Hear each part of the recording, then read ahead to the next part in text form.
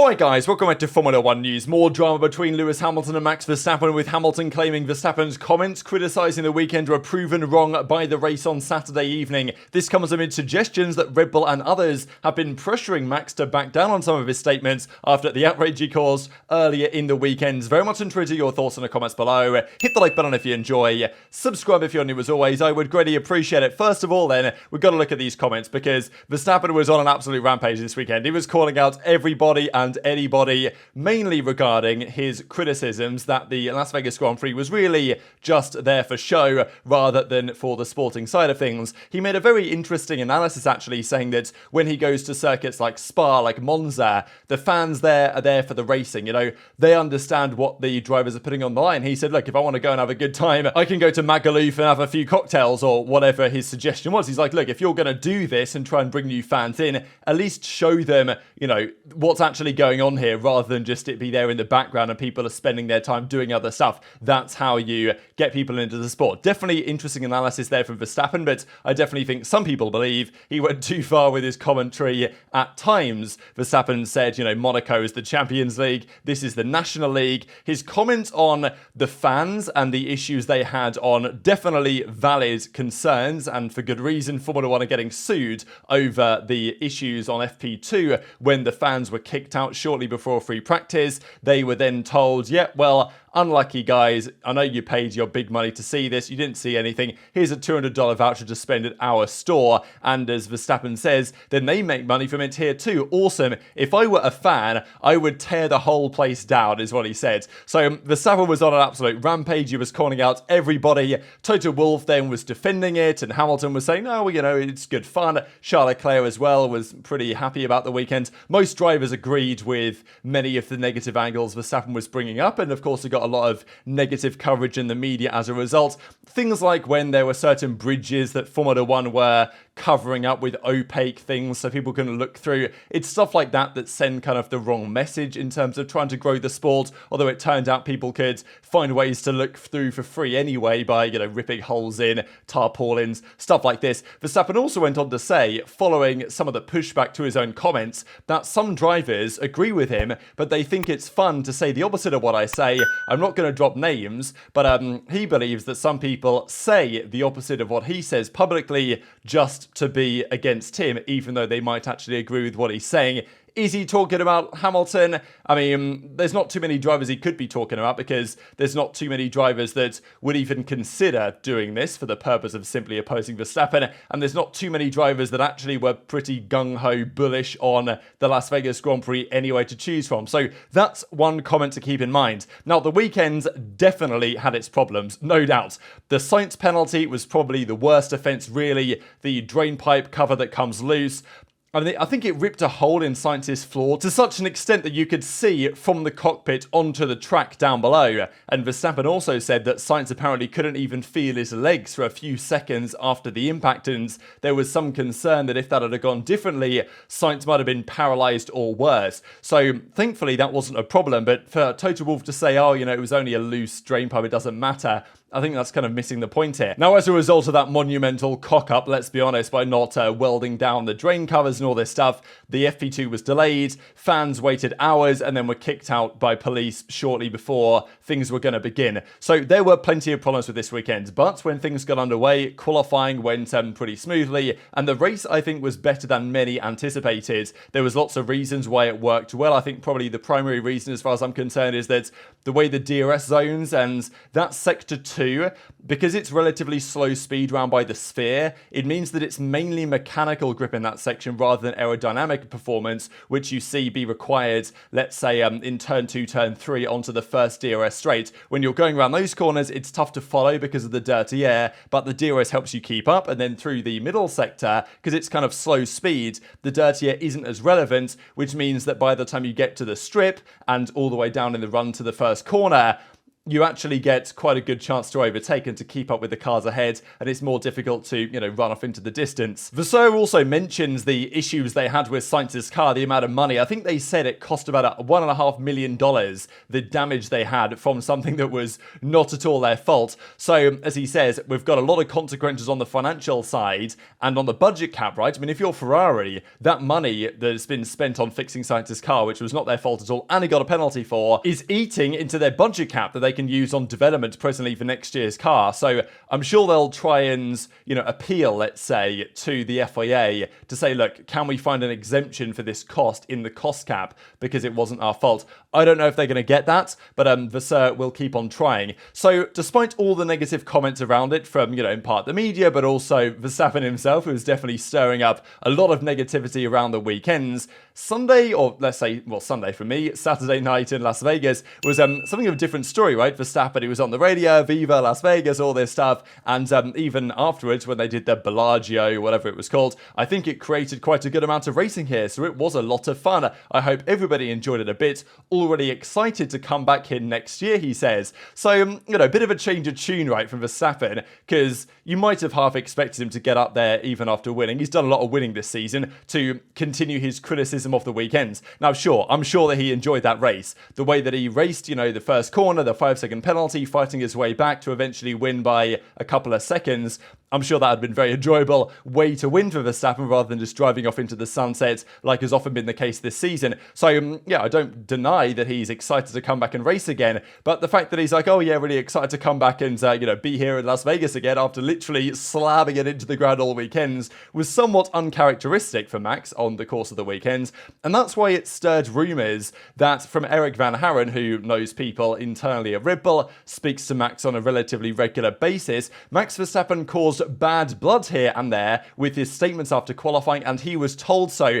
This is the thing, Toto Wolff, when he comes out and says, oh no, it's fantastic, everyone's doing a great job, the Las Vegas Grand Prix is the best thing of all time. Now, he's speaking. Sure, I think there's a lot of positives from this weekend. He's going, though, full gung-ho pro Las Vegas Grand Prix, probably because Formula One, the valuation of the company and Formula One as a sport depends on this, really, what they're trying to make be the staple event, I think Formula One see Las Vegas as the new Monaco. I think they want Las Vegas to be their jewel in the crown of the Formula One season, as it were. So Formula One needs Las Vegas Grand Prix to do well, and therefore the teams, their valuation is based on how Formula One is doing, they need it to do well as well. So you can understand why Toto Wolff is very passionately supporting this thing, and why Max Verstappen, having made many comments to the negative effect, Red Bull, as a marketing company, let's really be honest with what they do a lot of the time, might well have been in Verstappen's ear saying, look, this is not going to be acceptable, Max. We pay your wages. You will say what we want you to say. And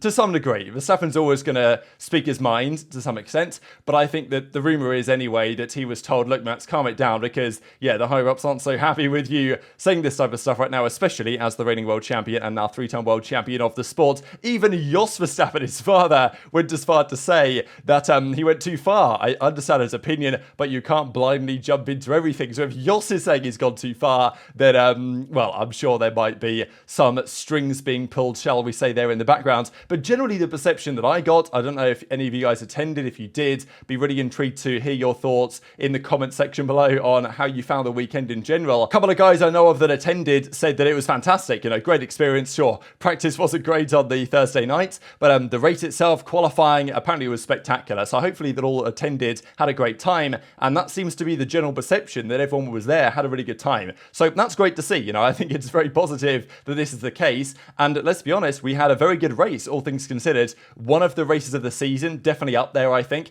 Now, sure, you can say maybe without the safety car, would it have been as good? This is also kind of interesting looking at the amount of overtakes. There was, I think it kind of depends. This source says 99, another source said 82, but regardless, second most overtakes of the season.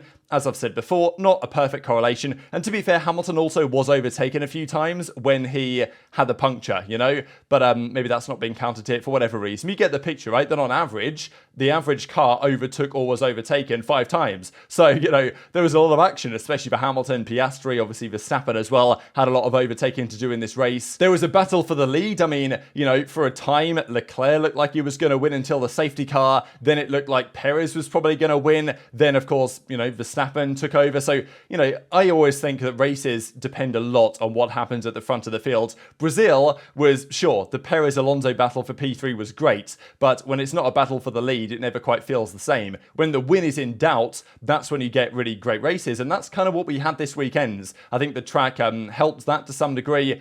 Sure, maybe not the best track ever, but definitely better than some. And yeah, there was a safety car. There was the track conditions, the oil, especially off the start line on the first couple of laps. That could have affected people going down into turn one, especially the cold conditions, getting the tyres to work, Norris's crash that he had, for one example. Various reasons why there was going to be some entertainment value here from the inherent chaos, and maybe next year wouldn't be the same. And if there wasn't the second safety car, maybe the race wouldn't have been quite as good. But, still, I think there was a lot of action even regardless of that. And it definitely proved to be better than the majority of Grand Prix. This was significantly better than. And sure, maybe next year there's maybe less safety cars, less chaos, less entertainment value. But at the end of the day, I still think this Grand Prix next year will be better than the majority of tracks we race on, especially many of the street circuits. The likes of, Miami, for example, or Baku. I don't think they're anywhere near as good as what we saw in Las Vegas on the Saturday night, kind of like the Sunday, effectively. So Toto Wolff commented on this and basically was clapping back at some of the criticism,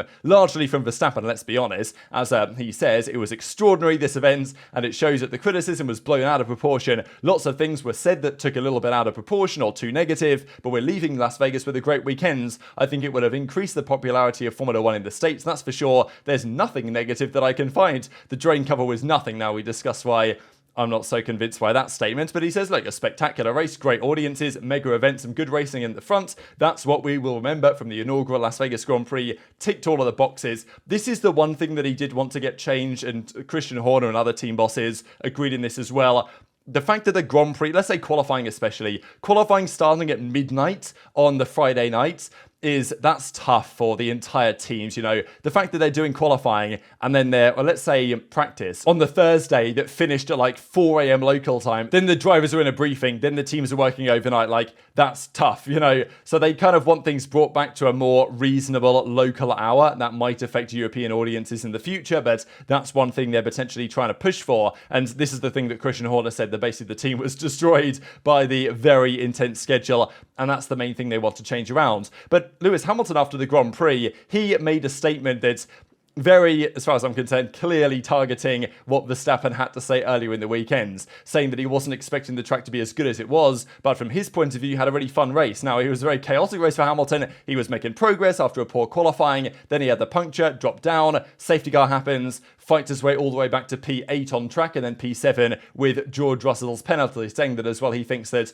a podium was on the card, if not very close to a podium, if he hadn't had such a chaotic race and poor qualifying. So I'll just share what Hamilton says here, because definitely seems targeted at Max. And I'm really grateful that the race was so good, I don't know how it was as a spectacle for people to watch, but there was so much overtaking. It was like Baku but better, and I really wasn't expecting the track to be so great, but more and more laps you did, I just really loved racing it. Lots of great overtaking opportunities, and I think for all those that were so negative about the weekend, saying it's all about show, blah blah blah, I think Vegas proven wrong. Lots of great overtaking opportunities. All of those that were so negative about the weekends, saying this all about the show, blah blah blah, and this about the show, because that's basically what Verstappen was talking about right the whole time, blah, blah, blah. I think Vegas proved them wrong. So do you agree with this perception? Does it really matter? I think on both sides there's merit to the argument. Verstappen has a point on some of the things he said,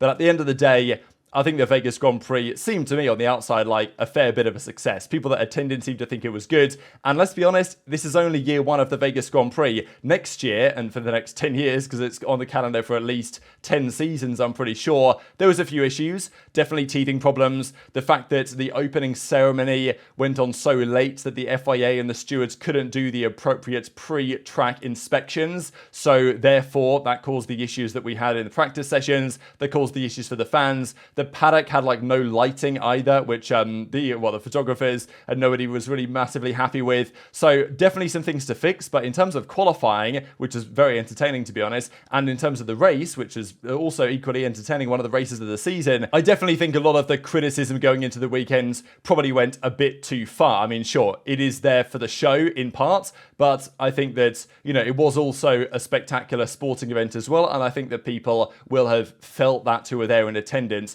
So look, is Hamilton just saying this to get a dig at Verstappen? Probably. I'm sure that's part of it, in the same way that Verstappen earlier on saying that, well, Hamilton just, or other drivers that I won't name, just say these things to counter what I say. You know, I think that Hamilton is probably speaking from his own. You know, I don't think he's saying this just to oppose Max. I think he's saying this because he actually does think that, yeah, it was entertaining. It was entertaining for him in the cockpit, and generally it seems for the fans as well. Now, going into this weekend, because it's the final race weekend of the season, it's come up already. It feels like it's been, I don't know, season has quickly gone from being halfway over to being basically complete. So this weekend they're in Abu Dhabi for the final double header of the season, and this I thought was just, yeah, Toto Wolff cut out himself, can he? So Mercedes are, I think, 4 points ahead of Ferrari going into the final race. So it's all to play for second place in the championship. I think Ferrari are confident they can get the job done. But Mercedes this weekend definitely feel that if things went a different way, they would have probably scored way more points than they actually did. But regardless, they're going into Abu Dhabi pretty much level on points. We've seen that before, right, with Mercedes in the last couple of years. Of course, he's referring 2021 with a proper race director, not Michael Masi. We should be fine, he says. So, yeah, Wolff is throwing daggers left, right and centre. Also confirmed, though, was that Perez is officially P2 in the Drivers' Championship. Hamilton is also officially locked into P3 in the Drivers' Championship, which is impressive given the circumstances. So Perez gets his P2, which is what Red Bull wanted him to achieve, which is probably enough to keep his seat for next season. We still don't know what the rumours are, and there were rumours a while ago that they're already preparing Daniel Ricciardo to take that seat mid-season if Perez doesn't perform and if Red Bull are under threat, shall we say, from other teams in next year's championships. But still, fair play to Perez, right? I mean, he kind of has to be second given the strength of that Red Bull compared to the competitors. And it's not even just that the Red Bull is way stronger than everybody else, but it's also that there's been different challenges. So there's never been a clear second best car. It's been sometimes Ferrari, sometimes Mercedes, sometimes Aston Martin, sometimes McLaren. So there's never been like a consistent force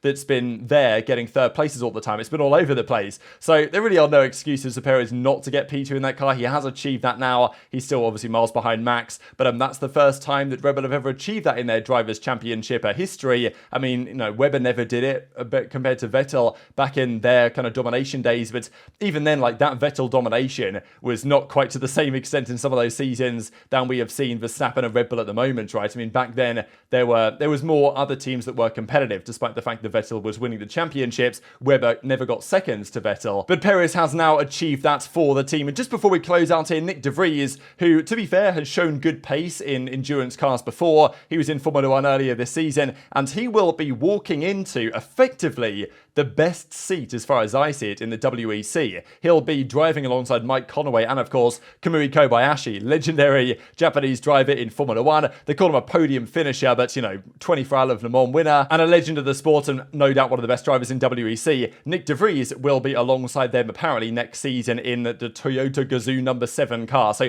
that's a pretty big win for him. Very much interested to your thoughts in the comment section below. Hit the like button if you enjoyed. Subscribe if you're new. Take care, and I'll see you next time.